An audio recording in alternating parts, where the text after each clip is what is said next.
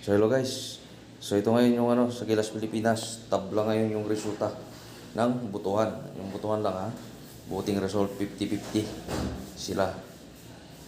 50% sa Gilas, 50% sa Australia. So tingnan natin yung ibang niya. So yun, lamang na lamang ang naman dito, Australia, 100. Kumbaga sa 83 per games, points per game sa rebound, ganun din, 48. Sa assist, ganun din.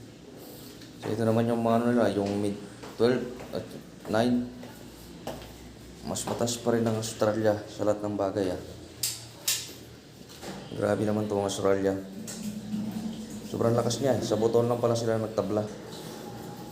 Ayan So pray natin yung Gilas Pilipinas na sana manalo sila mamaya.